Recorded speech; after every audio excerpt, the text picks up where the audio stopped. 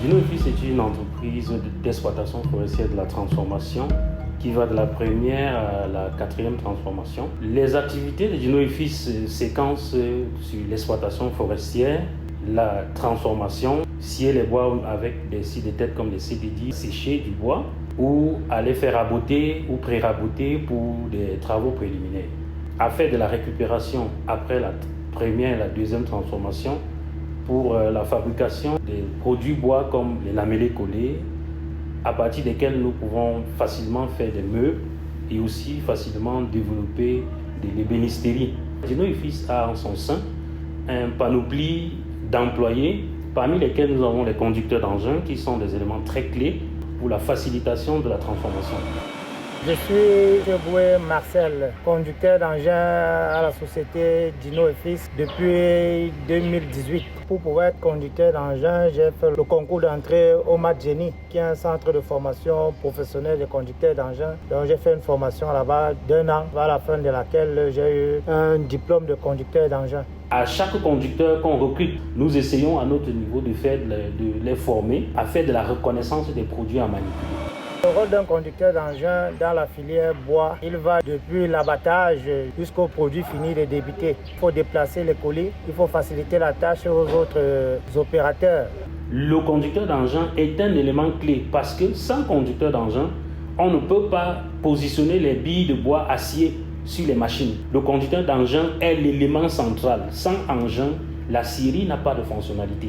Dans la filière bois, tout est lourd et avec les mains, c'est impossible. D'où la nécessité automatique d'un engin et d'un bon conducteur d'engin. Mais sans engin, vous êtes presque inerte parce que les engins sont les bras. Les engins sont la force de la transformation et de l'exploitation forestière. Pour être un bon conducteur engin, il faut d'abord poser. Patient. Il peut arriver des jours où vous êtes appelé à faire la même tâche plusieurs fois. Surtout consciencieux parce que c'est des engins qui coûtent très cher. Avoir la chance de travailler sur un engin, c'est une grâce. Donc il faut l'utiliser comme son bébé. Quand j'arrive le matin, j'y prends bien soin. Je vérifie les niveaux chaque matin, la pneumatique. Et il faut savoir comment utiliser l'engin, ne pas déborder parce qu'il y a des tâches pour lesquelles un engin ne doit pas travailler. Et faire ces tâches-là, c'est endommager l'engin. Le conducteur engin, c'est d'abord un très bon métier parce que une fois que tu as la passion, tout le reste te va suivre. C'est un métier qui développe en l'homme la patience. Il faut prendre du temps pour pouvoir maîtriser les engins. Il faut être concentré parce qu'à chaque fois qu'on travaille, le moindre hic peut être dangereux parce que les engins sont bien pour le travail, ils peuvent aussi être dangereux s'ils sont mal utilisés. D'ici 2026-2027, nous ne ferons plus face à l'exportation des grumes qui aujourd'hui est faite mais à des quotas bien limités.